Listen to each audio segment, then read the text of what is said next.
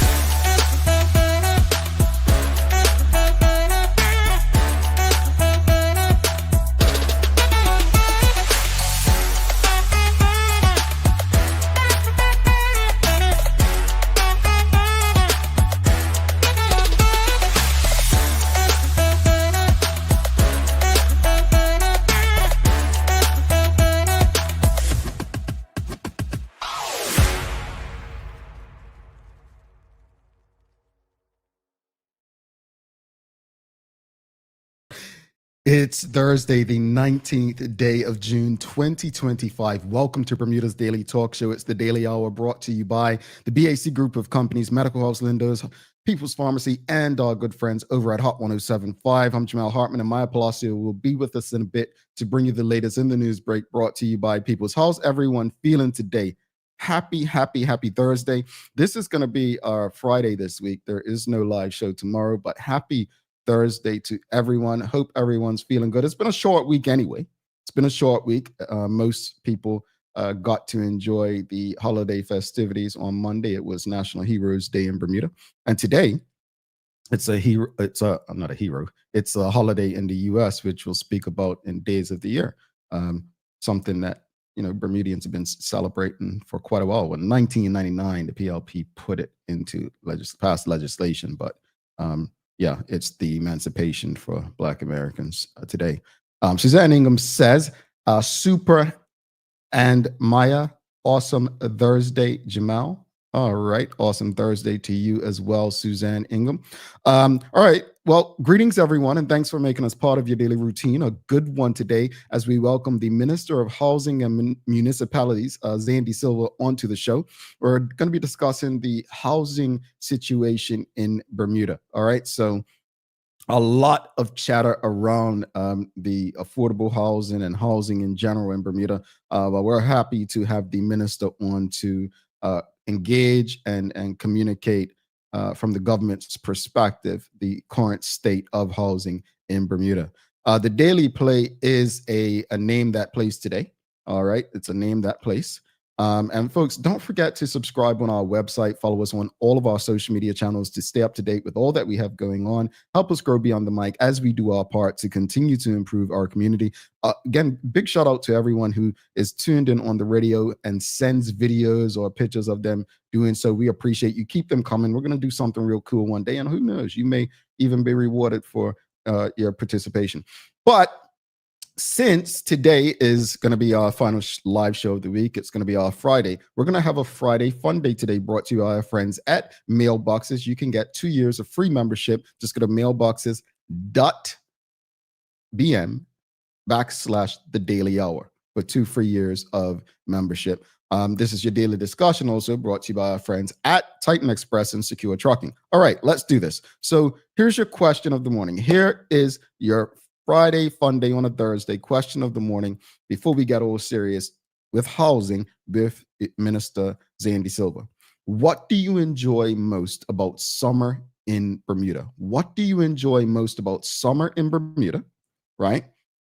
But also, do you wait until it's summer to swim in Bermuda?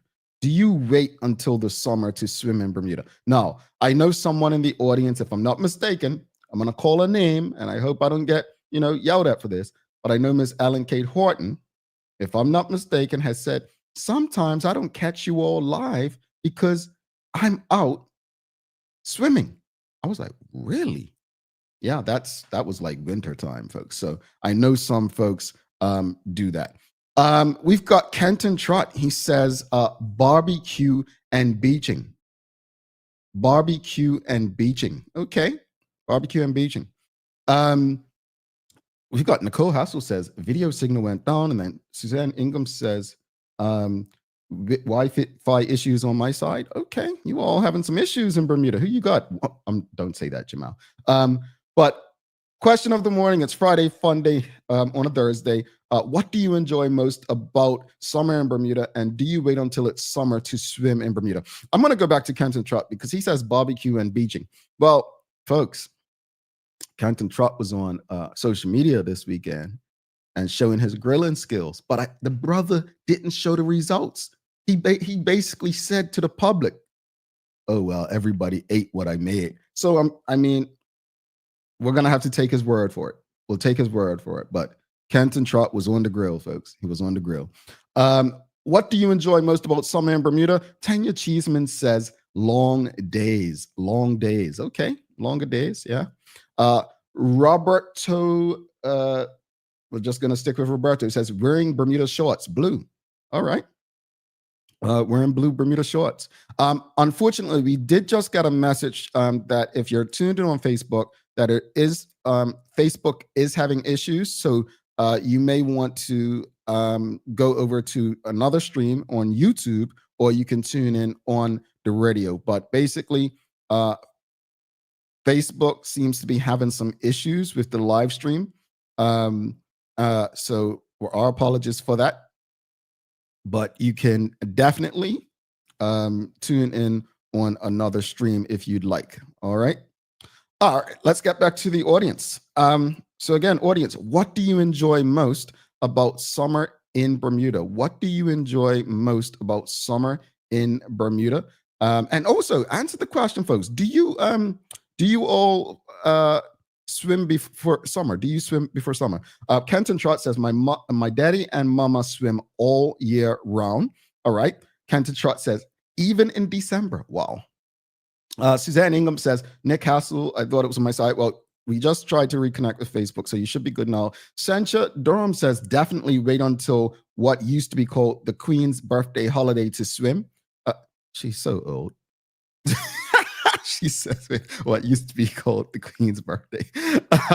Adeline Swan says, it has to be piping hot for me to go swimming. Piping hot, like what, 80, 85? Or you talking like, what's piping hot to you, Adeline? Kenton Trott says the food was good. So he says he cooked, he handled things on the grill. Adeline Swan says, I love the heat badly. Well, we can tell. We can definitely tell. Sean Smith says, when it's over, hate the heat. Hate the heat. Sean, I don't want to be a party pooper with you, but brother, I am with you. Give me fall temps every and any day of the year. Believe it, brother. Stacey Ann Brown says, summer beach days, I only swim during the summer. Okay, only during the summer. What else do you enjoy most about summer in Bermuda, audience? What do you enjoy most about summer days in Bermuda? What do you enjoy most? But also, do you wait until it's summer to swim? Do you wait until it's summer to swim? This is your Thursday version of Friday Fun Day, brought to you by our friends at Mailboxes. Go to mailboxes.bm/the Daily Hour for 2 years of free membership. Thanks again to Titan Express and Secure Trucking for ensuring we can have these daily conversations with you on a regular basis. Sancha Durham says, potato salad, barbecue chicken, fresh corn, peas and rice, and fish. Yeah, I just got hungry. That's a Bermudian backyard cue right there, folks. Tanya Cheeseman says, lately, I find I don't go swimming until July. Not sure what that is about. So when did this change? Maybe like, did your children grow older and so they're not going swimming as much? And so now you don't have a reason? Like, wonder what that's about. That's interesting though. Tanya, that's very interesting. But Tanya Cheeseman says she doesn't go until July now.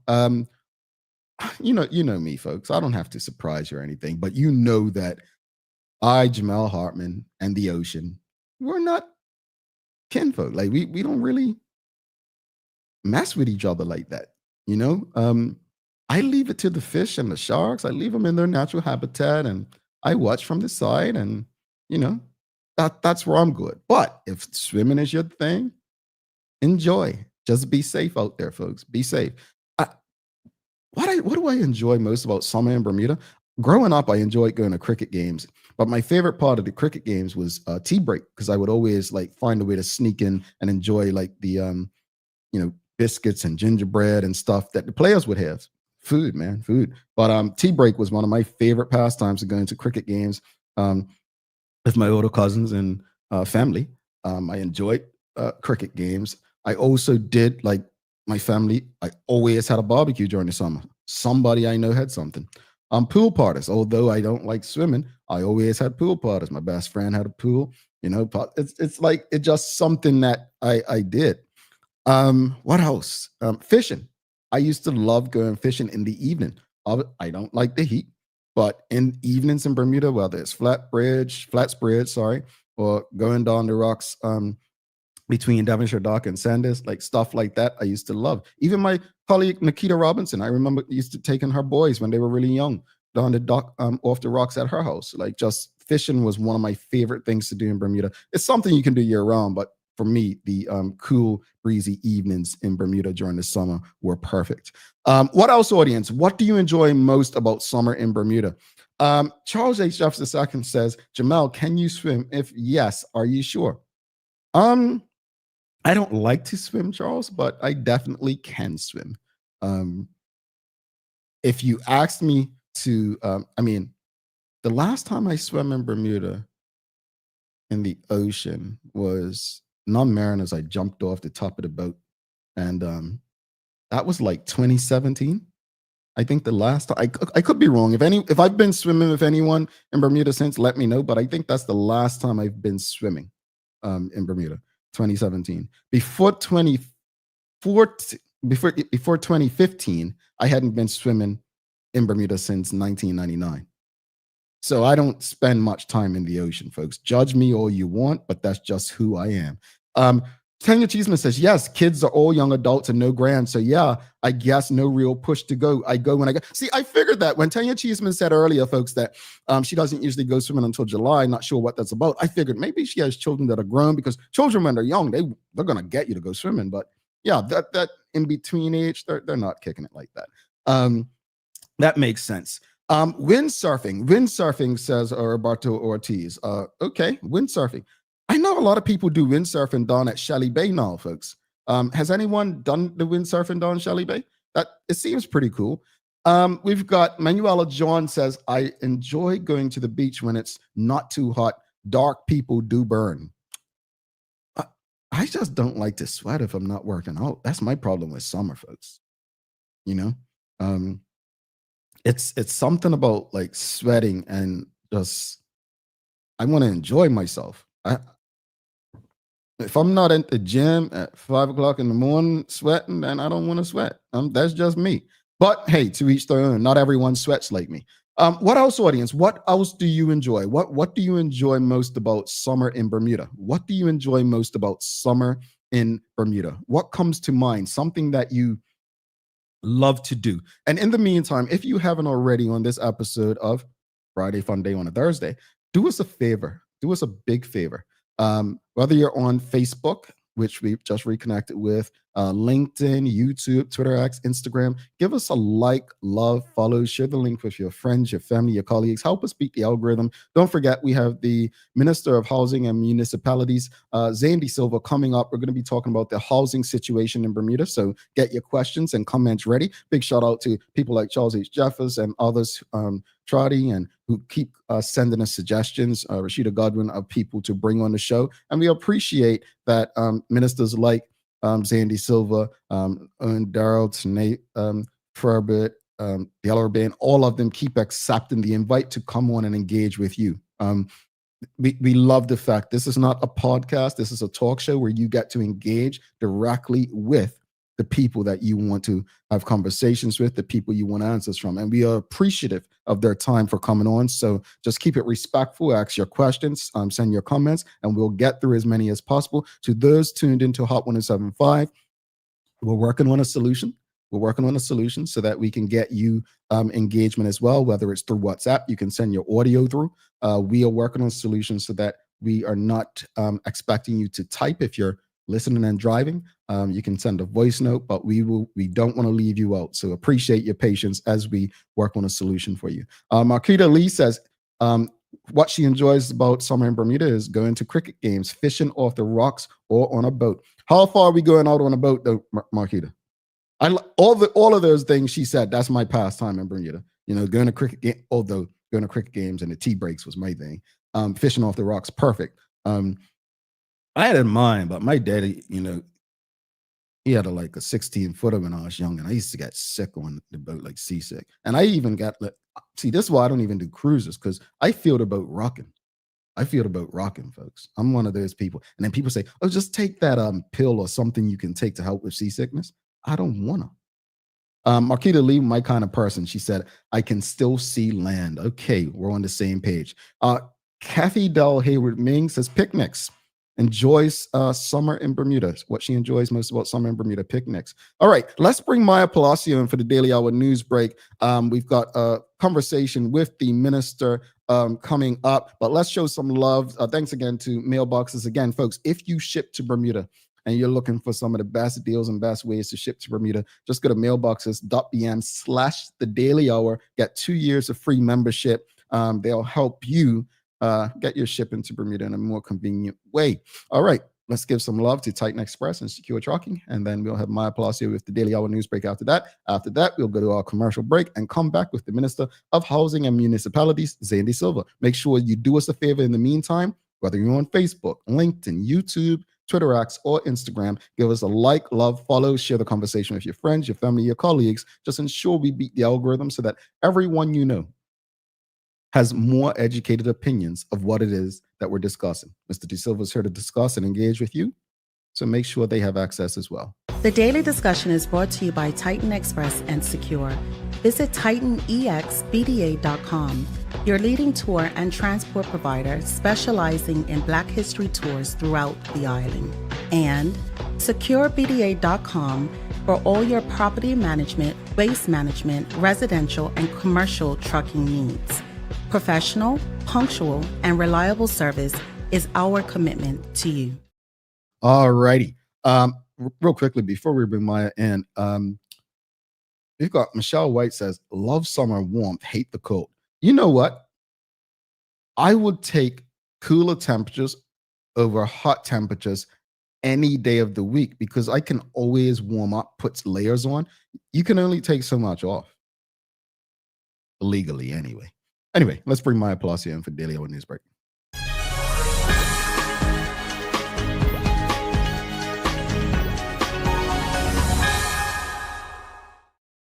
Good morning. Good morning. Greetings, MP. We've got to ask you. Summer in Bermuda, what do you enjoy most? I was really trying to think about this. I know I get really annoyed by the heat because I be sweating, but I do love a good long walk though. Like when it's right by the, oh Lord, I can't remember the name of it. The walk near the Coral gas station there, that one there. That's my favorite walk to do in Bermuda. And honestly, when it's hot and like you're melting, and then after you jump right into the lake when you get there, it's nice. Coral gas station? Right across from the Coral gas station, that pathway. Oh, the railway trail over there. Thank you. Yeah, the railway trail over there. Got it. Yeah, I don't think I've been over in those parts. Yeah. Go for a walk by Shady Bay, keep walking, just grab a slice of pizza from Pizza House, keep walking, just eat the pizza while you're walking, and then when you finally get to the lake, jump off. Okay.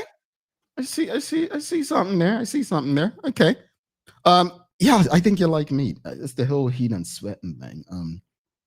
If I'm not working out, I just don't like to sweat. I feel uncomfortable.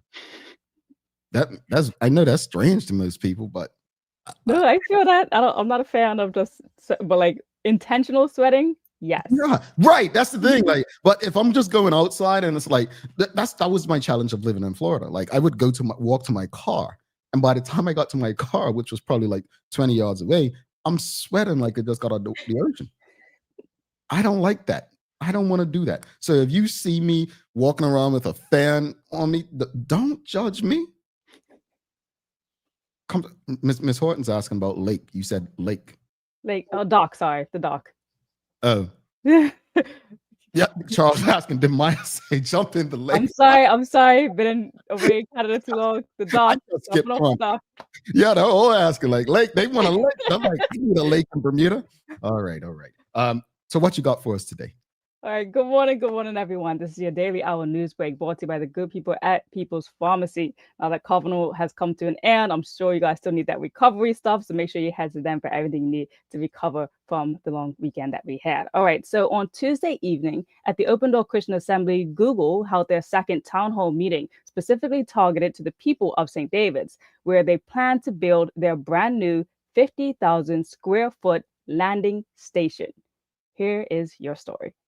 You may recall an earlier deal signed in February of this year worth just under $5 million covering 5.9 acres of land for at least 25 years. Officials say it's part of a long-term strategy to make Bermuda a digital hub. The cable is called Nuvium, and it will be Bermuda's sixth subsea connection and the first to link the island directly with Europe. So why is it here and how does it benefit us and Google? While there is an increasing demand for data, especially as artificial intelligence and cloud services expand, so Google gets the benefit of using Bermuda to store its data and increase global connection. Plus, with the past legislative changes over the last couple of years, Bermuda is also attractive to businesses for this type of work because we streamline permitting. So it's about a 75-day approval, unlike other countries, which was mentioned at the town hall meeting that could be up to 18 months for approval on this kind of project, which makes us a digital hub candidate. But what are Bermuda's benefits? And also, what are her worries? Minister Fogo shared with me after the meeting. If I want to speak about concerns, my main concern would be that Bermudians being left out of the equation. However, I do believe that Google is trying to be a good corporate citizen, and hopefully once they establish themselves, jobs will be realized, especially with respect to any sort of satellite companies and attendant companies that associate themselves with the Google structure, so to speak. Google is setting up in a high residential area.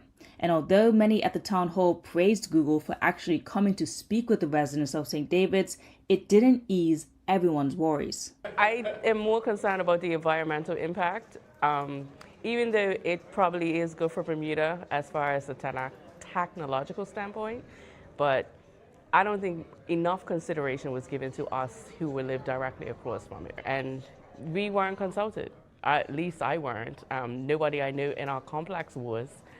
So nobody even knew about it. People heard that something was happening down in St. David's, but not that it was directly across from us. During the meeting, it was pointed out by a voice in the crowd and echoed by others that the government often treats St. David's like a, quote, dumping ground. The people are often left to fight for their history, their quality of life, and the natural beauty.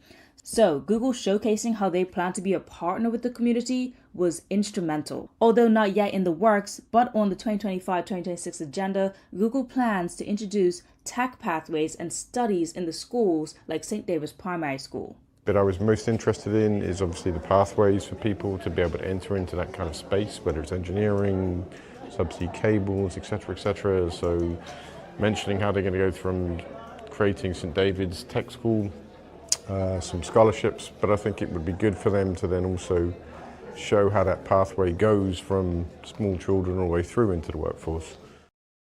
I remember when that was signed, and I guess my question was, is this really the best deal Bermuda could have got? And that's how I'm always going to think about anything, whether it was the airport, America's Cup, Fairmont Southampton, and obviously Google. Was this the best deal? When you're desperate, sometimes you accept anything. But I do truly wonder, because I think with IB, so many Bermudians have been left behind. You know, they pick a few and then the rest are left behind. I don't want this to be the same situation, but I also feel for the residents who feel like everything's just dumped on them, right? I know consultation may seem like they're asking for a lot, but I mean, you've got people who have invested in these areas to not just raise their families, but to make their homes and for generations. So I don't think they're asking for much. I don't think they're asking for a lot. I'd like to see what comes out of this, if their voices are going to be heard or received by those responsible? I can say that for one like community initiative and project, as those who may know St. David's well or go up there on the weekends, the remote control motor car racing track, that's exactly where the building's going to be. But they talk to those lot who do the racing track, and they're going to have that moved to a different location, still around the same area, and Google's going to pay for all of it, and planning has already approved of this new change for them. So that's going to be something that's different and something that they're actually working with the community on to like still keep things in St. David's, as well as, again, they talked about the tech school up in St. David's Primary School, and a lot of people at the town hall, that's where a lot of their focus kind of lied on. However, again, people are concerned about how tall is this building going to be? How is it going to look? You know, what type of fumes is it going to put off? There was also a huge mention about water supply, as a trucker who was there, who's been working in the industry for like 40 years, talked about how St. David's is not getting water to their community as easily as everyone else on the island. It's almost like they're being left out of the equation sometimes, and they're not able to bring it down there. So that's something I want to bring as well to the show, expanding on that a bit more, because they're hoping that maybe Google can assist with that, especially if they're subsidizing their own water as well, to get the people of St. David's what they need at a better quality and at a higher rate as well in that area. Closing up, I didn't show you guys any pictures of what this building will look like or anything like that. So please, stay tuned next week as we follow up on this, what it will potentially look like. Again, what type of fumes it will give off, what more the community has to say about it being in St. David's. As we know, it was actually meant to be Devonshire and St. David's. So again, them feeling like they're a dumping ground because they realize, oh, maybe it won't work too much in Devonshire as there will be an interruption. So put it in St. David's. So it's a lot of that type of conversations drumming up. Okay. Yeah. So moving on, let's keep it into some sports and how we're doing right now at the cricket. So Jonte Smith claimed the Player of the Match trophy against Cayman Islands at the ICC Men's T20 World Cup America's regional finals happening in Canada right now in Toronto. And this happened just yesterday when Bermuda won by 7 wickets against Cayman. So there's just 2 more games before Bermuda faces off against Canada again, which is still determined to be our deciding match. So we face Bahamas again today at 11 a.m. and then Cayman tomorrow, and we'll get back with Canada on the 22nd. Don't worry about that. John Tay is warming up for cup match. Get that cut back down St. George's. Don't worry about that, folks. Let's just focus on Bermuda right now. Well, we're just wishing the team all the best, because that Canada match is just going to be it for them, like whether or not we're going to make it to that World Cup. So for the weather today, it's looking like some early clouds with 1 or 2 showers around, and then we're going to get into a little bit of brighter weather at the end of the day. So that's going to be looking some really good winds as well, not too hard, a little bit of moderate. And we've got a high of 85 degrees. All righty. Thank you so much for that, Maya. Maya, today, I was actually shocked that, we didn't get a day off, Maya. I looked at the calendar. I'm like, oh, it's Juneteenth. And then I realized we have 1833 or 34. What year was British independent? 1834, right? 1834. Yeah, that's what I said. You said 1833, Maya, but 1834, right? So we've been free since then. But Juneteenth, folks, I guess I can't celebrate Juneteenth, but it's Juneteenth celebration, which, as we learned on Tuesday, President Joe Biden in 2021 signed to have it recognized as a federal holiday. The event started in Texas in 1865 when enslaved African Americans in Galveston were informed by Union soldiers that they were free. The news came 2 years after Abraham Lincoln's Emancipation Proclamation, which had officially outlawed slavery. So could you imagine, Maya, these folks, 2 years, and they didn't know. But there's lessons in this. There's lessons in this, and I'm not making light of it. There's lessons in it. These folks did not know they were free for 2 years. Some of us, myself included, know what we don't know. Mm-hmm. All of us, and I say this respectfully, myself, starting with me, we are all ignorant. None of us is perfect. We are all ignorant to something. And it's okay. So the same way each of us deserve grace, we must ensure that we give grace to others. Because it would be easy to say, how did those people not know they were free and so on? Yeah. We don't know what we don't know. Yeah. I'm going to take a dig in the end and saying this. there are still Bermudians, black people, who discriminate against other black people. And you can pick the bones out of that for whatever reason.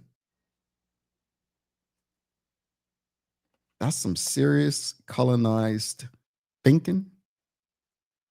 And it's not your fault. It's not our fault that we do that. But happy Juneteenth to anyone who, celebrates this holiday. Obviously, we didn't get the day off, Maya, which I've already written to HR about that. We'll see you soon. We've got the minister coming up after this. Yes. I'll see you guys soon. One correction in that story, though. I said Minister Fogo, MP Fogo. That's all. MP Fogo, yes. Yes. Former minister. All right. All right. Talk soon. Mm-hmm. Talk soon. All right, folks. Maya Palacio, don't go anywhere. We're going to take a quick break and we'll come back. We've got Minister Zane DeSilva. We're talking housing today. So we're going to learn. We're going to got the minister engaged and telling us straight from his mouth, no reading from reports. And so we'll be back in 3 minutes, 11 seconds. In the meantime, whatever platform you're on, give us a like, love, follow, share the link with your friends, family, colleagues, and we'll be back with Zane DeSilva. People's ACW, located at King Edward VII Memorial Hospital, carries over-the-counter medicines, toys, cards, and even toiletries. Our knowledgeable staff are there whether you're at emergency, visiting family, or a member of BHB staff, to show you our best even when you're feeling your worst.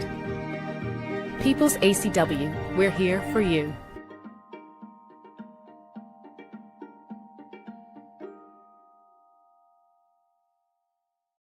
Hi there, welcome to Medical House. We're located at number 6 Bakery Lane. I can't wait to show you all of the great stuff that we carry. Come on inside, let's see. Long days, long shifts, you no longer have to endure comfortable underwear. Designed by nurses, we now offer premium undergarments by Swoop that are unique, fun, comfortable, and functional. The only underwear you'll ever want to wear. Who says high quality functional products can't be stylish and comfortable at the same time? See it all at our new expanded location on Bakery Lane. 96 degrees, real hot, oh yes. Summer's heating up, but your home, it can chill. BAC is turning down the heat with 20% off Carrier X-Power Mini Split AC units. They're sleek, whisper quiet, and smart, thanks to energy-saving inverter technology. New install, upgrade, doesn't matter. Just don't miss out. For a limited time, get 20% off when you pay with cash, credit, or debit. 96 degrees, real hot. Swing by BAC on Mill Creek Road today. Discover Drop It, your go-to grocery delivery. Browse and select from a wide range of groceries, from fresh produce to daily essentials.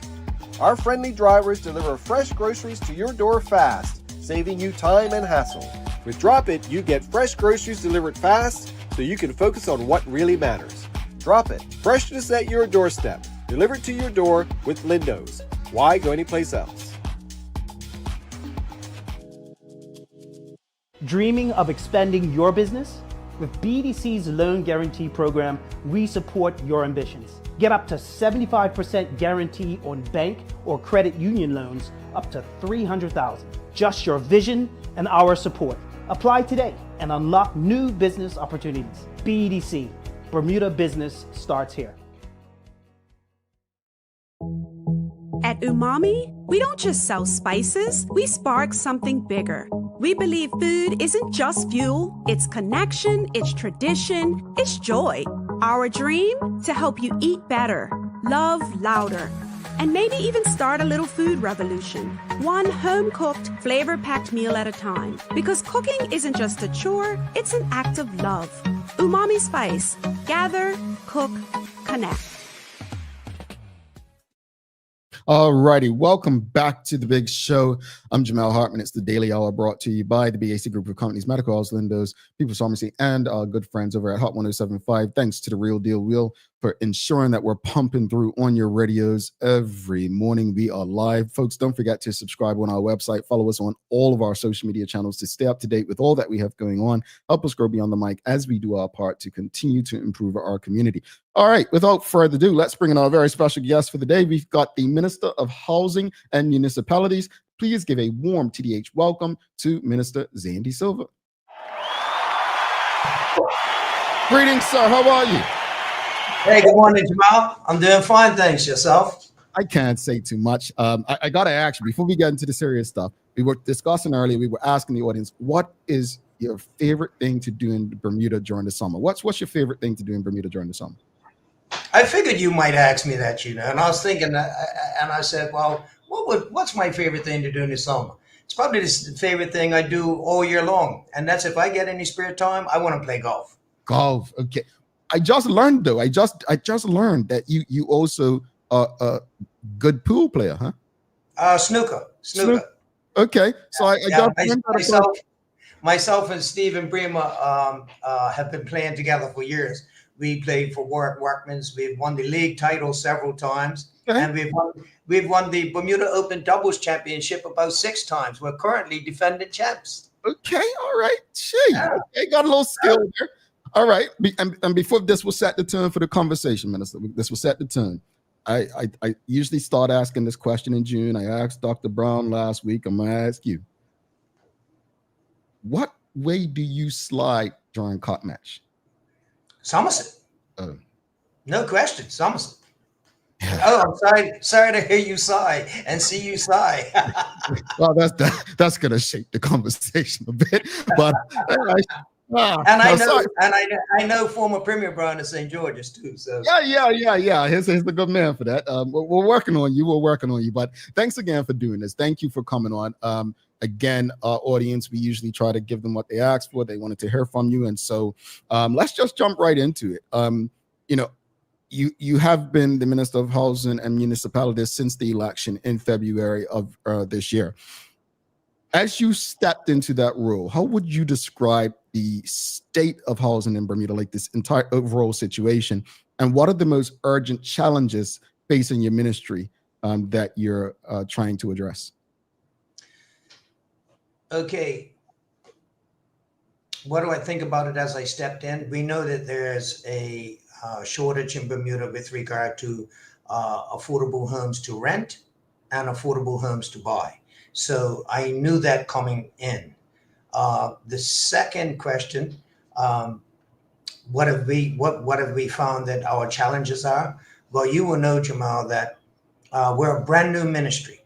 So unlike most ministries, after elections, people are appointed to run, ministries, and for the most part, the ministries are established. Civil servants are in place, policy analysts are in place, comptrollers are in place, budgets are in place. We didn't have any of that. So we had to put together a team. As you know, the budget was delayed because of the election. So there was a lot of work to do with regard to getting our budget finalized with, as it relates to our ministry. So that took a little time.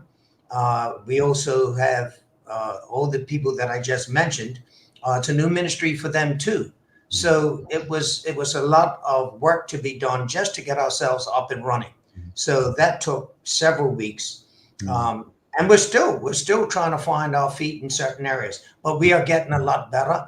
We're finding our feet, and now we're moving ahead doing some real work. In the last couple of weeks, we've done some real work, and you'll know that as far as I'm concerned, publicly, I've been fairly quiet because of the amount of work we've had to do to get established, and also to set some perimeters, meet all the players, all the people that we'll be dealing with on a regular basis. So a lot of work has been done behind the scenes. But as I told the Premier just a couple of days ago, I said, and my colleagues, I said, listen, when I come, I'm going to come hard and heavy. So I will not be able to reveal much today. We are still in that process of developing a strategy as to how we're going to move forward. But we're getting very close. Okay. Well, since you said that just now, an audience, if you have any questions or comments, send them through. We'll get through as many as possible. At a recent Bermuda Chamber of Commerce panel, Mariko Thomas shared strong concerns about housing supply and affordability in Bermuda. What is your response to the comments, and do you believe they reflect the broader reality as it relates to housing in Bermuda? Actually, I'll tell you what. I attended one of those forums that the chamber put on, and whilst we're talking about that, I would like to thank Mr. Thomas and his team for putting that together. I thought it was very informative.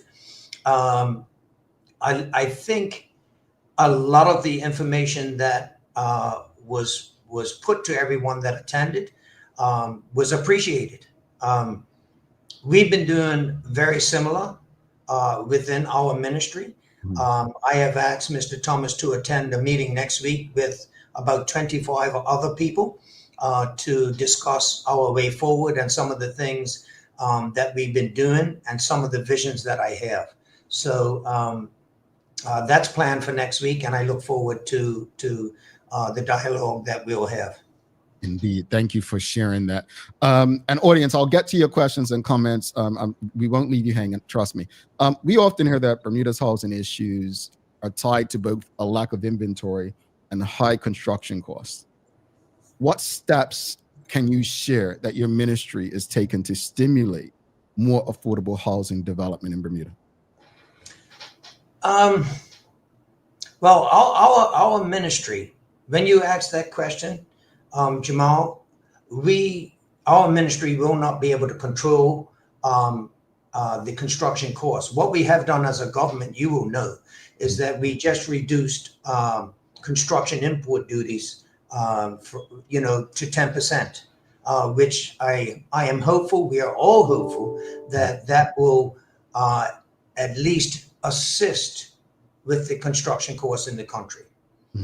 Just because we reduce duty doesn't necessarily mean that all of a sudden construction costs are going to drop 25%, because as you know, we import everything. So we have no choice but to import our goods from overseas, and those prices are dictated to us by our overseas suppliers. So we're hoping as a government, we had a lot of talk about this before the budget. And we decided that we're going to drop the construction imports to 10% to try and help with regard to construction costs in the country, which I think is it's a really big, bold move. And it seems like industry and the people on a whole in Bermuda are happy with those reductions. Now, with regard to inventory, I have spent the last couple of months looking at all the land that's available in the country, both privately and publicly, to see where and how we might go and where we're going to start. And we'll get into some of my visions and during the show. Okay. Well, I want to transition a bit into how government engages with private developers and landlords and financial institutions. And I'll just say this much. I know that the government previously was working with Bermuda Commercial Bank for first-time homeowners. So is there anything else that you're currently doing to create more accessible pathways to homeownership and long-term rentals for Bermudians? Well, you'll be very aware of, and you mentioned it, the relationship we have at BCB with regard to first-time homeowners. We've also got a relationship with Clarion Bank. So we have the relationship with those two banks regarding first-time homeowners and also the refurbishment program. Whereas if someone has a refurbishment goal, but they don't have the funds, they would love to refurbish and put their houses back in the market. We have put in place an amount of $125,000 per unit to assist folks to get their places back in the market. Of course, the relationship then is bonded between Bermuda Housing Corporation and this homeowner, that house then goes into the BHC stock for a period of 7 years. And depending on how much money is needed to get that house back on the market, then determines how the rent is split when it's received.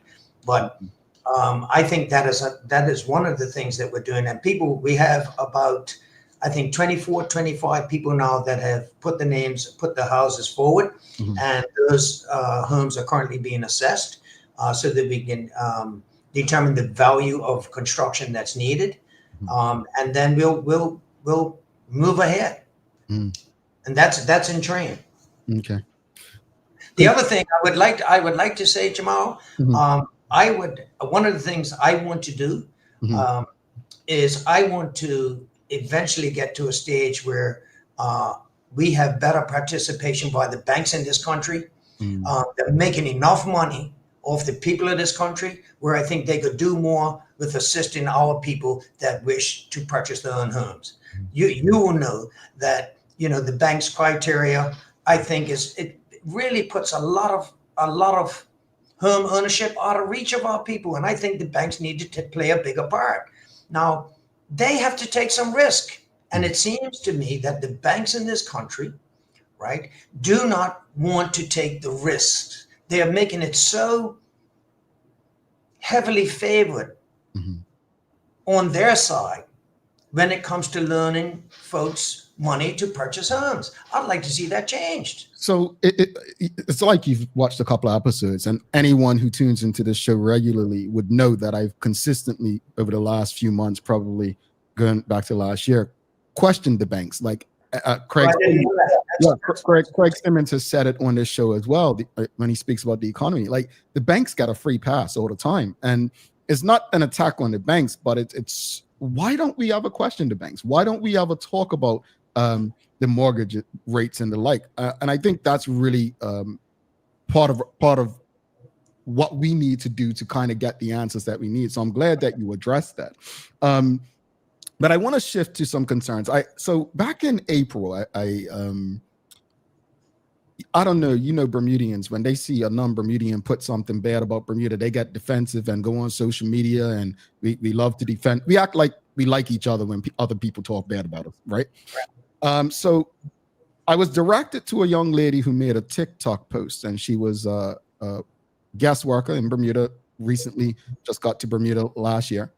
And she spoke bad about her experience. So I asked her and a colleague, let's meet together. I'd like to hear from them.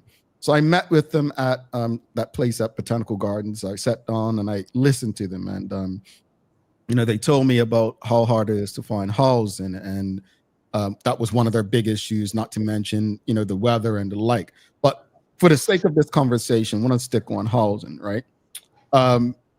I learned at that time that the housing crisis is not just a thing that's impacting local Bermudians, but even, with the government saying we need more people, well, where are we going to put those people? So concerns have been raised about the immigration policy and short-term rental markets that may be intensifying the housing crisis, right? Is the ministry exploring regulatory measures to ease pressure on local residents in this respect? To answer your question, Jamal, yes. And one of the goals, let me get into, I think in order to answer this question, I have to tell you what my vision is as a minister. And I've met with every board that comes under my ministry, and specifically Bermuda Housing Corporation Board, Bermuda Land Management Company Board. So I have met with those two boards in particular, because they are the ones that have both land and the resources to assist me with my vision. And my vision is very simple, First of all, we only have 20 square miles. We have got to start building up. We're very aware that we have over 400 people on waiting lists. And we can talk about that in a minute. But my vision is to try and build as many homes as we can with two things in mind: affordable rentable homes and affordable homes for our people to buy. Now, as soon as we can get this done, And look, I can tell you, and you can hold me to account. I said it in the House of Assembly about 2 weeks ago. I want the people of this country, you can hold me to account. My goal is to get building and building as quickly as possible. I don't want to be sitting here 3 years down the road and saying, oh, look, we're going to start building in 2029. No, it's not good enough, right? We need to start putting shovels in the ground as quickly as we can. And both my ministry, the people that work in my ministry, my permanent secretary, and the boards, everyone knows exactly what I want to do and how quickly I want to do it. And like I said, we've been doing a lot of work, and a lot of information will be coming forth in the next couple of weeks. You'll hear it live and direct from me. So once we can start getting these homes built, and if you take that along with the refurbishment program that we've offered to the public, you take it with a lot of the homes that Bermuda Housing Corporation are currently refurbishing, remodeling, getting those. You'll know that I said a couple of weeks ago in the budget period, we'll have 16 homes available this year, another 33 next year. So that's on top of the Home Start program, trying to help folks with the that want to buy the houses for the first time. We've had 34 people that have gone on to get financing and now own their home. So you take all that. Once we get all these things in place, and not only do I want them to start, I want to finish as quickly as we can for obvious reasons. People need homes. Once we start doing that, then with regard to our guest workers in the country, I think that'll start freeing up some of the other properties around the island for them too. But we can't get these up quick enough. So my goal is to move very quickly. I've talked to the Minister of Planning. He knows what my intentions are. We're going to look at, once we get these plans drawn up, and they're being drawn at the moment.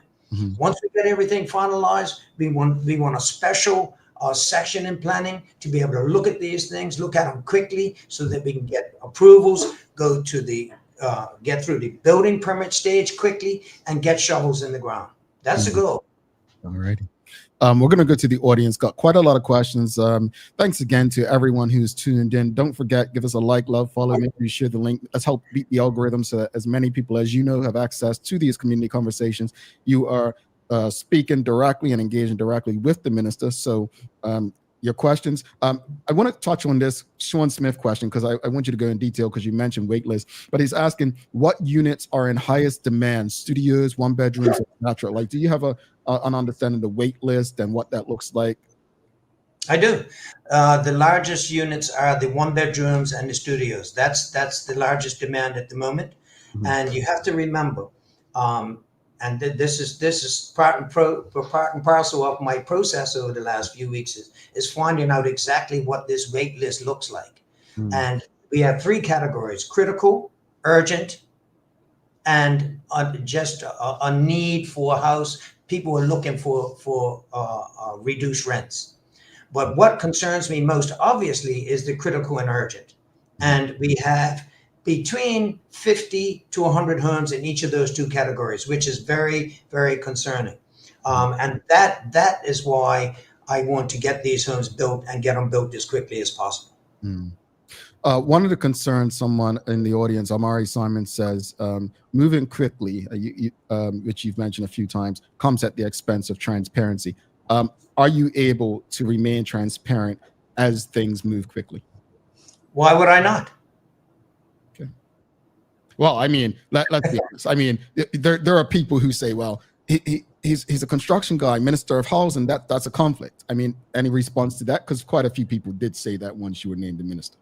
Yeah, and there is a conflict. And as I said on the news the very night I was appointed, and I think what happened is I think some of the things that I said might have been taken out of context. But let me repeat what I said that night and exactly what I meant is that in Bermuda, historically, many of our politicians are business owners as well. And it was always a saying that if you didn't have a conflict in Bermuda, then something was wrong. And I said that, and a lot of people thought that, oh, wait a minute. Does that mean that Zane all of a sudden saying that he's going to get all this Bermuda housing contract work? No, not true. What I'm saying to you is, and you will know, Jamal, and many people that are listening will know, if you're in business in Bermuda, or if you're a politician in Bermuda and you're in business, sooner or later, you're going to have conflicts. But the good thing is that there are procedures and rules in place to deal with conflicts of any ministers, MPs, senators. There are rules in place which everyone has to adhere to. The other thing that we have to do as members of parliament is, you will know, there's a register of interests. So every one of us have to register all the interests that we have. The minute we become an MP, you should register any business interests you have, which I've done consistently since I've been an MP. No problem. Let's. I want to address something real quickly, though. I think for years, many Bermudians, I think in Canada under Trudeau's first term, Justin Trudeau, that is, the former prime minister, his cabinet was made up of people in actual spaces. So if they were a doctor, they were medical. If they were educated, they were educated. And Bermudians were calling for this. And I said, be careful what we ask for, because then we'll be talking about corruption, right? So done in this situation. So I'm going to go back in time. Dr. Ewart Brown was the premier. If Dr. Ewart Brown would have named himself the Minister of Health, we would have been up in arms, right? Conflict, right? But yet, in the same breath, he was saying that people should have expertise in the ministries that they do. So we have to figure out what it is we want. So I just wanted to say that part, not in defense of you or anything, but I just wanted Bermudians to kind of keep a clear and open mind and not be led by our emotions in addressing this. But Charles H. Jeffers II, he says many jurisdictions have encouraged multi-use developments in their city centers. As the minister responsible for municipalities, is that something that you would welcome? It could save transport cost? Do I welcome it? I'm pushing that too, Jamal. Like I said, over the past 6, 7, 8 weeks, the city has been another area in which I've looked at. Now, you might be familiar with the buildings 6 and 10 that Gilbert Lopes built. I am looking at, and I have received all the vacant lots of land in the city that are under the Corporation of Hamilton's remit. We are looking at those properties and looking at what we can do in terms of building in the city as well. What that caller or writer did say is exactly what we're thinking about. Save on transportation. Not only that, but if we put up a few more buildings, especially in the EEZ zones, right? If we put those up, then the city becomes a little bit more vibrant, which everyone says that we lack. Our city's not as vibrant as it used to be. Well, if we can put up several units, maybe 5, 6, 7, 8, 9, 10 stories high, then we'll have more activity in the city. Okay. I want to go to Shamari Sky because he asked, and you kind of answered this already. What are your thoughts on relaxing the laws and allowing Bermudians to build up on their homes like we're doing on Front Street? And I know earlier in the conversation you did mention we have to go up, but how far up, and whereas the building codes can still be respected? Well, that particular caller asks if they can build up on their homes. As you know, now you can, depending on where you are in the country, you can have homes that are 2 stories and 3. Now, I don't know what that particular writer was asking in terms of private homes, but as far as I'm concerned, I would support any development that goes up. Of course, we have to be careful. You know, we know that we depend on our visitors to come to the country, and we don't all of a sudden want 20-story buildings from Somerset to St. George's. So we're aware of that, but we do have to start going up. And as far as if our Bermudians who own single-story homes want to go up another story or 2, I'll support it. Absolutely. All righty. We've got Kenton Trott asking, good morning, Minister. Is there anything in the works to protect landlords? One reason I have an empty apartment is because of things I have seen with the lack of rights for landlords. Well, I'm happy to say that between myself and Minister Alexa Lightman and also the AG, we are looking at legislation, and you will know that we had it also in our platform, but we are now actively looking at legislation to assist both tenants and landlords in the country. if for too long, it's been an issue for both the tenants and the landlord, and we will be looking at changing legislation, looking at the act, and seeing how we can help both the landlords and tenants, because we know that there are landlords out there that take advantage of tenants, and we also know that there are tenants out there that make it really, really hard for landlords, and we need to really. And one of the things we've been thinking about is, if you want to take someone to court, whether it's a tenant taking a landlord or vice versa, the legal process you have to go through could take years. So we're looking at even dedicating a piece of the legal system that we have where they can deal with this individually and directly, and therefore quickly. So that's coming. That's coming. All righty. We've got Traveling Trotty asking, what is considered affordable? For each example, what do you think a one bedroom should be rent for each month? Now, that's an interesting question, because the writer asks, what do I think is affordable? I think what we have to start using is the word unsuitable. Now, because affordable, Jamal, if you're making $20,000 a week, a one bedroom or a studio apartment that rents for $4,000 a month, that you can afford it, because you're making that money. So I think, though, that in the context the writer's writing, I think what he's asking is, what do I think is affordable for a one bedroom or studio? Now, at the moment, Bermuda Housing Corporation studios and one bedrooms, and I appreciate that a one bedroom could be 800 square feet, it could be 600, it could be 900. But that being said, I know that Bermuda Housing Corporation have a limit for studios and one bedrooms, and I think that limit is like around 600, 700 a month. Okay, we're getting so in terms of affordability, I think that's not a bad number for a studio, 6 to 8. But we also know that there are studios that can rent for $2,000 and $3,500 a month. Right. We've got Michelle White asking, what is the profile of those demanding housing? Are they single persons leaving home, or families, young or not so young, maybe retirees who are downsizing their lifestyle? Like, who do we have a profile of them? I don't have those stats with me, but I do know that it's across the spectrum. It's the younger people, it's the older people, it's the middle-aged people. There's a very wide cross, that the demographic is wide. On the construction side, real quickly, I remember when I was growing up, construction was a booming thing in Bermuda. Obviously, it's a mature destination jurisdiction where there's, as you said, there's not many new places to build. But many Black contractors don't get the opportunities they once had. From a contractor perspective, like a building perspective, is there any way to ensure that there's a fairness and that Black contractors or smaller contractors get opportunities to build some of these maybe government properties, but also there are incentives to get private entities to work with them?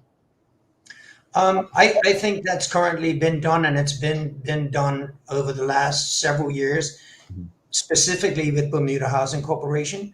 I know that they tend to use a lot of the smaller firms, and I think a lot of the smaller firms that historically will show that many of those are our Black contractors. What I would like to see is more of our Black contractors actually, or more of our Black people that are in the construction industry going into their business. And we have some very good Black construction company owners at the moment. But of course, in my view, we can never have enough. But I know that as far as Bermuda Housing Corporation is concerned, they have a list of approved contractors, and I'll be happy to get those numbers for you, Jamal. But I think the majority of the contractors that do a lot of the work for Bermuda Housing Corporation are our Black-owned companies. Minister, you're very popular. I mean, the questions and comments keep coming. He has to go.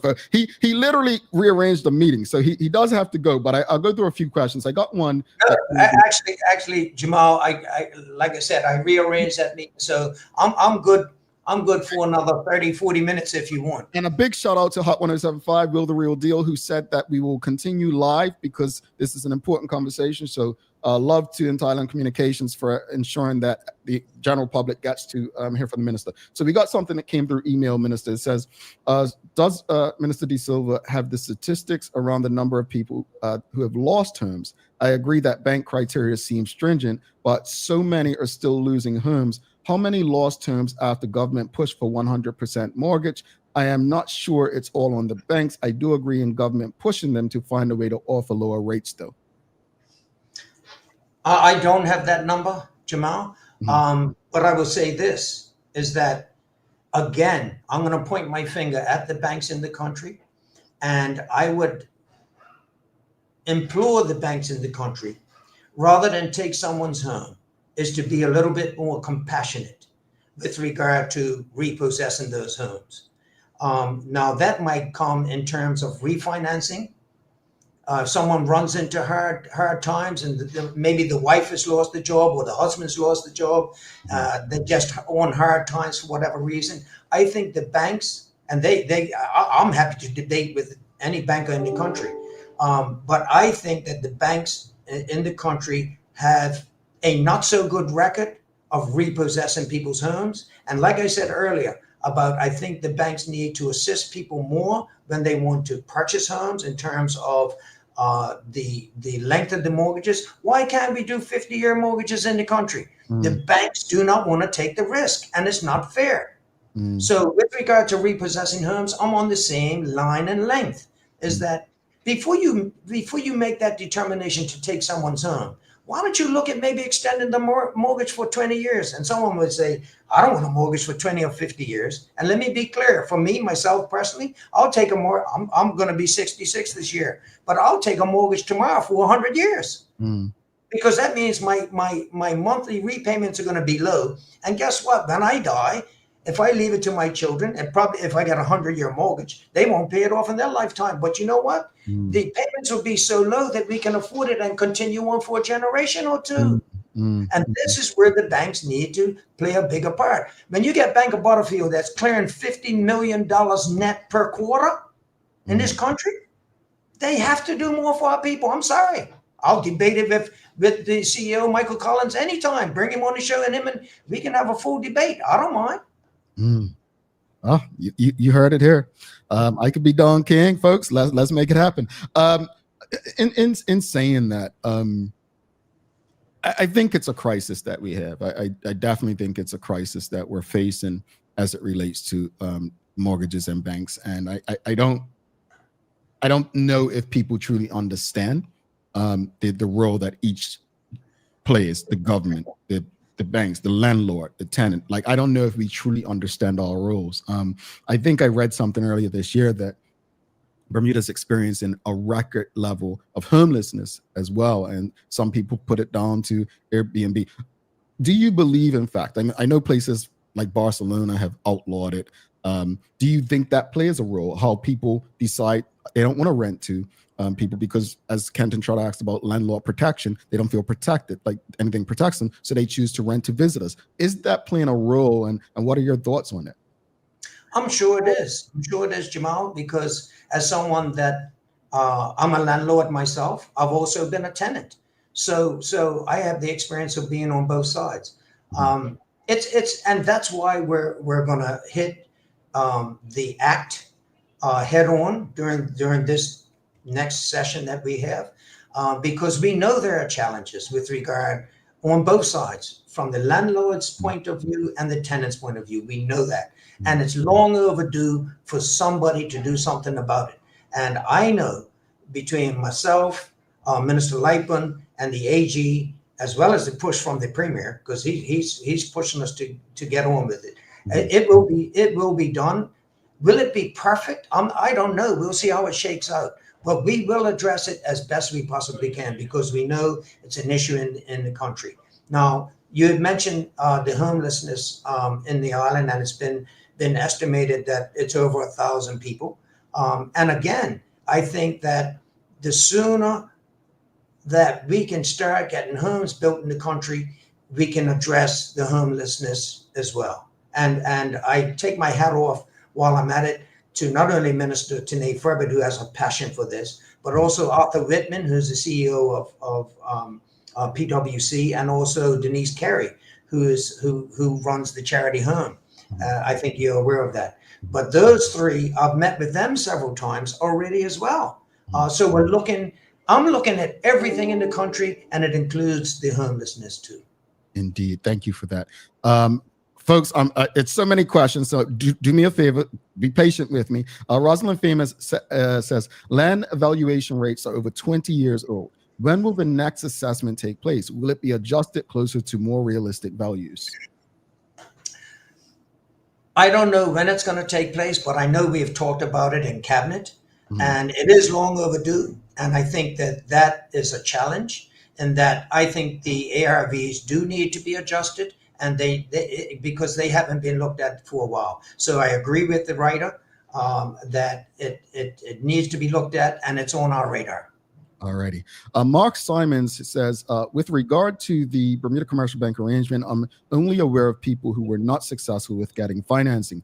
Is this a smoke and mirrors thing, or does it work? If so, how many have been successful? Goes on to say, on the banks and their risk tolerance, I think the minister is very well aware that they won't change this. He can wish and hope, but they are in business to keep their stakeholders happy.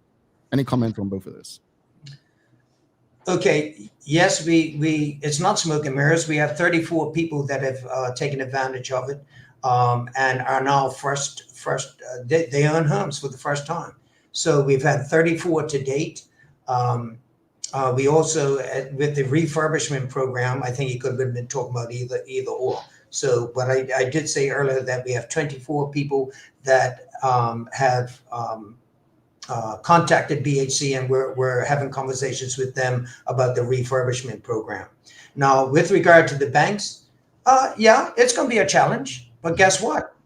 We are the government. We make the laws, and we are going to look at it. We you will know also in our platform, we were looking at how we can, and I would hope that it would be a pleasant conversation with the banks to try and help the people of this country. I can tell you, if the banks don't start assisting our people with regard to interest rates they're charging, because you will know, Jamal, that the interest rates have dropped in the United States significantly over the last year, whereas the interest rates on loans and mortgages in the country have not followed suit. I would like to see the bank, they don't waste any time when the Fed increases interest rates in the States, within 24, 48 hours, 72 hours, the banks in the country raise our rates immediately. But they don't follow suit when the interest rate drops. And that's an issue. But I understand what the caller says. Yep, I can wish all I want. But I'll tell you what, we'll keep fighting. And we'll see how it shakes out. Yeah. Charles H. Jefferson says, Minister Haywood told us that we need, I think that should be 8,000 new residents. Is that a concern for Minister DeSilva? How soon before we are ready for 8,000 new residents? Well, it's interesting because, yes, Minister Haywood did say that, but you might recall in 2017, Premier Burt said if he could have 10,000 people in the country tomorrow, he would do it. And we all know why. The standard of living that Bermudians have come accustomed to, the more people we have in the country, the more contributors we have to taxes, to businesses. It's just all around good for the country. The challenge we have, you're right, that right is correct. If we had 8,000 people wanted to come from Bermuda tomorrow, where are we going to put them? We have over 400 people on the waiting list now, which is why it's very, very important for us, for me as the Minister of Housing, to get a grip and get these houses started, to just get shovels in the ground as quickly as I can. Indeed. We've got Rosalind Famous asking, is there a centralized public location where people can learn of houses under foreclosure? I don't think so. I don't think there's a specific place where you can go to learn about foreclosure. I mean, foreclosures are straightforward. You don't make your payments on your mortgage, and you know that becomes more and more of a reality the longer that the mortgages are not paid. We've got Mark Arthur C. Phillips. He's asking, good morning, Minister DeSilva. Was there a reason why the Bishop Spencer School was not transformed into housing? And that leads me to one of my questions I had. A number of schools, including my former primary school, Prospect, closing this month. With the amount of government schools that have closed or are closing, are there opportunities to turn them into some sort of housing, and even buildings like the Bishop Spencer School? Okay, the first thing I have to say is that remember that Bishop Spencer and the schools come under the remit of Minister Josh A. Adams in Public Works. That's number one. So those buildings are under his control. Bishop Spencer, we all know that it was let out to the private sector, and that person is going to, I believe, they're going to run a business, and I think they're going to have some housing as well at Bishop Spencer. I know that Bishop Spencer's been kicked around by both the OBA and the PLP when the OBA were in government, and they couldn't get to a stage where they done something with Bishop Spencer. I know they had talked about it like we did previous, and we have done after. So that's been let out to the private sector. As far as I know, it's going to be a mix of business and also some residential part to it. Regarding the schools, you will know that Paget Primary has been earmarked to be a senior living, I think it's respite center. I think that's still playing with exactly how that's going to work. But again, it's not under my remit. But I know that Paget Primary is one of the schools that have been earmarked for another use. I would think that the Minister of Public Works is looking at the other schools that have been closed and what we're going to use them for. All righty, thank you for that. But housing is not out of the question with those too. We've put those on our list as well.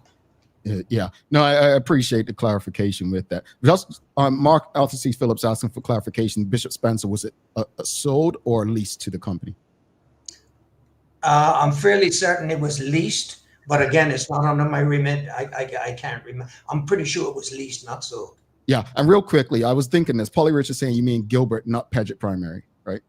Oh, sorry, Gilbert. Yes, yeah. I was wondering, but thank you for that, audience. They tuned in. They hold you accountable. They got you. Yeah, thank you for that.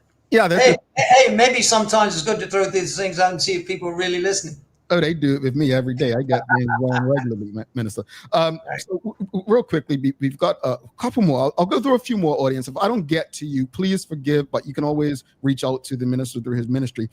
We had something that came through earlier, as you mentioned, disclosing things as far as what looks like corruption or what seems like conflict of interest. Amari Simons basically said the rules aren't followed. Minister DeSilva didn't properly disclose the rent government pays his company before the election.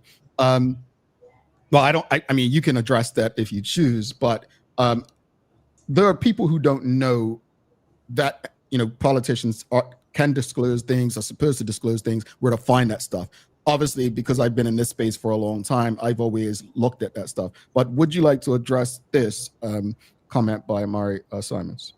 Sure. As I said earlier, Jamal, my interests have been registered publicly for almost 20 years.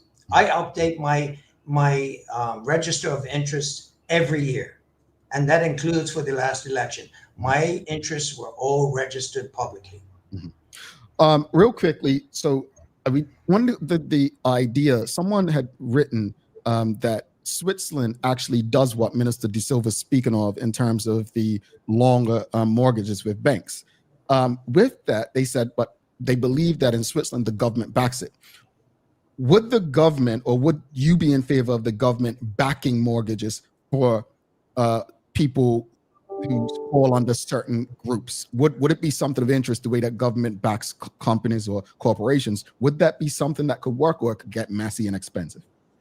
No, we're doing it now. We've the 34 people that have managed to get their first homes. We're doing it. We're backing them for that 25%, upfront cost that they would have to pay. So the government are already doing that. Will we do it in a more lengthy period? Why should government have to do that?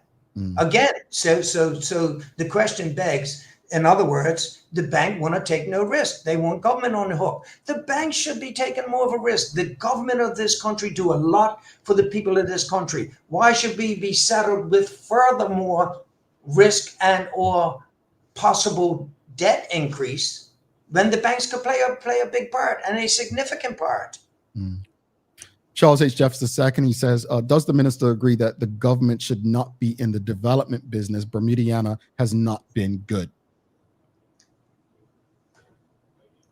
As far as as government being in the development business, no, they shouldn't. No, they shouldn't.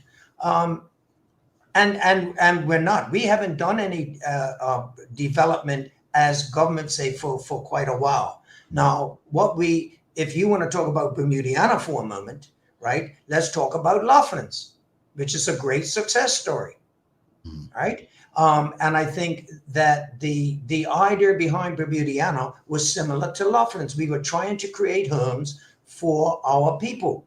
Now there was a big political push, and I say political push, by those, and we can name them. It's Best, National Trust, the OBA, and anyone else they could get talked about Bermudiana when we started building, and the push was that those buildings are gonna fall over in the water, right? It's not gonna work. The campaign that group went on, we couldn't sell those buildings. I think if that campaign wouldn't have gone on the way it did, we wouldn't be talking about Bermudiana right now, because you'd have a lot of Bermudian owners up there.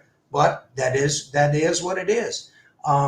Unfortunately, both the Progressive Labour Party and the One Bermuda Alliance, because they had 5 years to deal with Bermudiana, they didn't do it, and they couldn't get it done.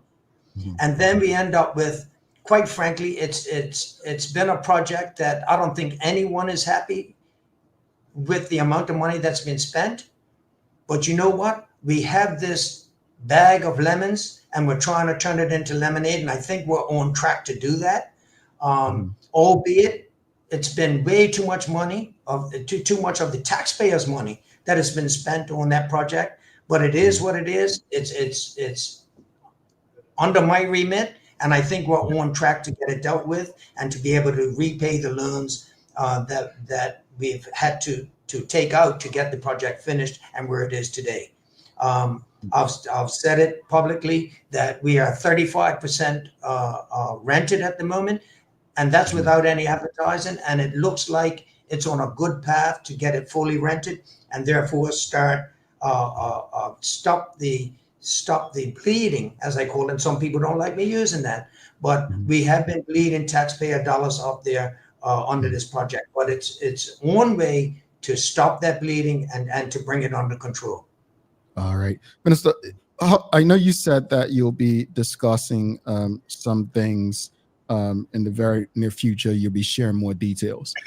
How can people interested in staying up to date with what's going on? I mean, you may have people tuned in who this is like they're landlords, or they're in the space construction. How can they get involved, and if they believe they can contribute to this? And let's call it's a crisis per se, right? It is. Yeah, we have a contribute and offer their assistance to this housing crisis, because this is a community issue. Yes, it is. Well, I'm pretty accessible. If anyone has any ideas, please reach out to me. My number's public. You can write to my government email. That's zjddesilva@gov.bm. That's zjddesilva@gov.bm. If anyone, I say it all the time. If anyone has any ideas, or they think that we may be going down the wrong road, and you wish to say, listen, look, you're doing XYZ on this ABC property. Why don't you look at doing, DEF? I'm happy and always open to suggestions and criticism. I'm happy to have correspondence with anyone about anything at any time. Knowing this is a very emotive issue, housing in Bermuda right now. Before you leave, what would you say to Bermudians today? Some who are dealing with the housing crisis, some who know that it's not what may be coming is not going to ease life for them. Like, what would you say to ease their concerns and stress as it relates to housing in Bermuda?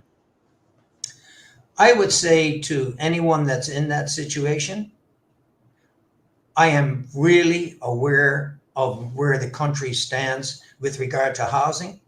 And if I could give them any hope, is that I am going to use every ounce of energy in my body to produce homes for rent and for sale, affordable homes for rent and for sale, as quickly as I possibly can, as long as I'm in this seat. Minister Zane DeSilva, thank you so much for joining us. Thank you for the conversation. Thanks for engaging with us. And we won't be strangers. We look forward to some good news from you in the very near future. And you will hear it. As soon as it's available, you will hear it. Thank you so much. Have a wonderful day, sir. Nice, you all. Take care. All righty. Minister Zane DeSilva, Minister of Housing and Municipalities. Folks, if you appreciated that conversation, please give us a thumbs up, a love, a like, whatever platform you're on. Show us some love. Just because you all were such an awesome audience today, we're going to take a break. After this break, not only are we going to have a daily play, but we're going to do a giveaway. We're going to do a giveaway for you.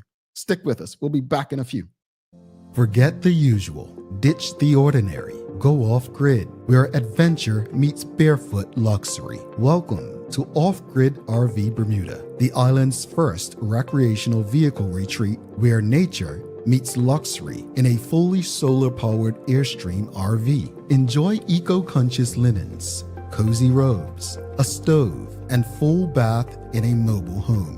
You'll find peace in every detail of your stay. Now accepting bookings for overnight stays and half-day escapes. We deliver and set up your Airstream at one of our 10 hand-picked island gems or right to your private residence. Whether it's a honeymoon, golf getaway, birthday, or solo recharge, you'll get quality service every time. Book now at offgridrvbermuda.com and discover the sleep, serenity, and scenery you've been craving.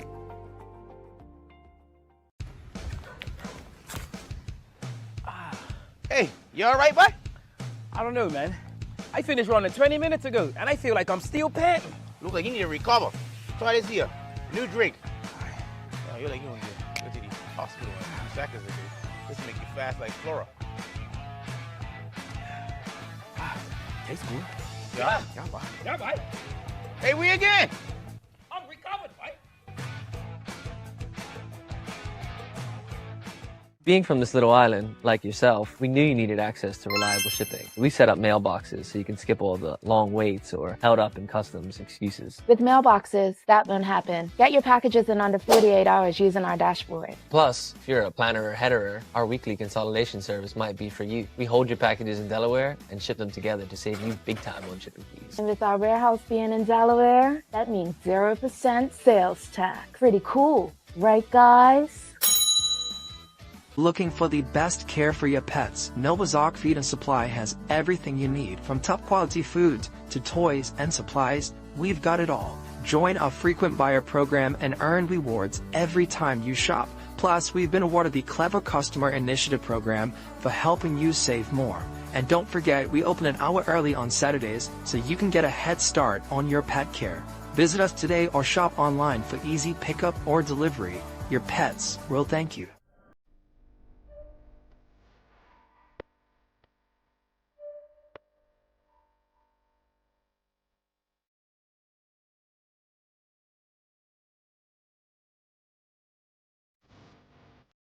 All right, welcome back. Thanks again to Minister Zane DeSilva for stopping by this morning.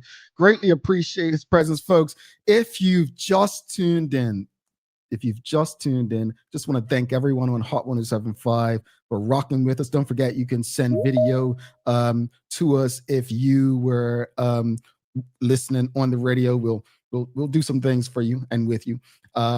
If you're rocking with us on the stream, please do us a favor. Make sure you give us a like, love, follow, share the link with your friends, your family, your colleagues. We want to ensure that we beat the algorithms and everyone you know has access to these important community conversations. But I also want to give special thanks to Minister DeSilva. As you all know, I don't consider governments friends of mine, politicians friends of mine, but this isn't about me. This is about the bigger picture. This is about Bermuda. This is about our community. This is about us being able to engage about things that we all care about, regardless of the paths that we take to address them. So thanks again to the BAC group of companies, Medical House, Lindos, and People's Pharmacy for ensuring that we're able to do this with you on a daily basis.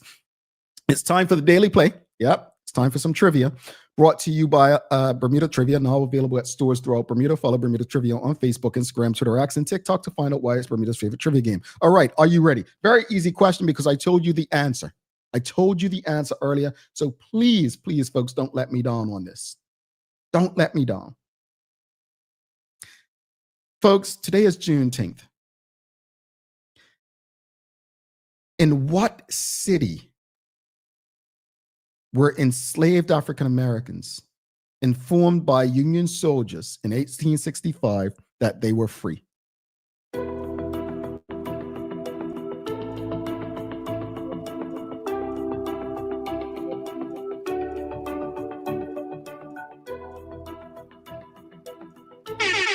All right, Ari Smith, you got it. You got it. Congratulations to you. It was Galveston, Texas. I was hoping 100 and something of you would have gotten that right. The answer is Galveston, Texas. Appreciate it. She's tuned in on the dailyhour.com. We appreciate you tuning in on the website.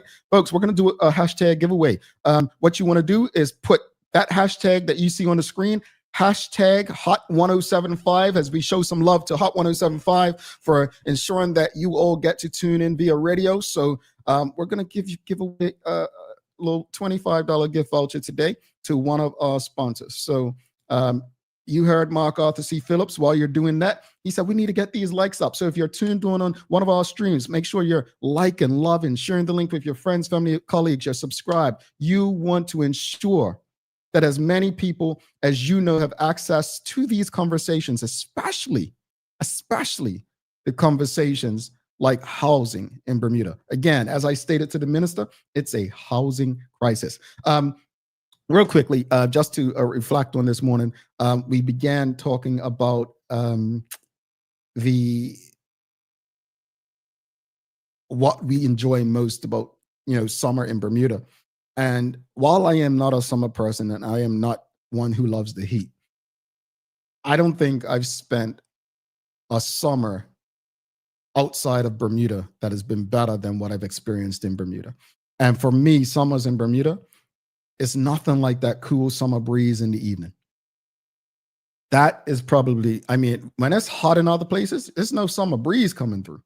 Bermuda is very unique in terms of our summer breeze and the way we get together. And, Sanchez said earlier, all that stuff we put on our plates, go easy on the carbs, folks, but it's a beautiful thing. No one does it like us. Embrace it. Love that about Bermuda. As far as the conversation with Minister Zane DeSilva, we have a housing crisis. And I think that it's a community problem. It's something that we all need to be all hands on deck. I want to encourage people. I want to encourage every last person who's tuned in today and people who they know. Reach out to the minister. He's accessible. Share your concerns, solutions. I just don't want us to continue waiting until we or someone we know and love is in that situation to want to do something about it. Let's do better. All right. Let's spin and let's see who's going to be the lucky winner. Drum roll, please. All right. Who's it going to be? Kathy Rogers. Congratulations, Kathy. Send us an email, contact@bermudacommunications.com, and you can also send to engage@thedailyhour.com. They're working on the email. We have received concerns that people who send emails to engage@thedailyhour.com, we do get the emails, but apparently you got a message saying that it hasn't gone through or something. So we'll get to you folks. All right, Kathy, send us that email. Audience, let me give you a daily inspiration. Again, there's no live show tomorrow. We'll be back on Monday. There's no live show tomorrow. But I want to read this. This is a quote from Booker T. Washington. Booker T. Washington. Quote, few are too young and none too old to make the attempt to learn. Do what you will with that, folks. Do what you will with that. Do what you will with that. Folks, don't forget to subscribe on our website. Follow us on all of our social media channels to stay up to date with all that we have going on. Help us grow beyond the mic as we do our part to continue to improve our community. Thanks again to our partners, the BAC Group of Companies, Medical House Lindos, People's Pharmacy, and Hot 1075 for ensuring that we can do this with you on a daily basis. As always, we appreciate you, we love you, and we thank you for making us part of your daily routine. If all goes well, we'll be back to do this again with you live on Monday. I'm Jamal Hartman. Please do make it a safe and a great weekend. We are out. Peace.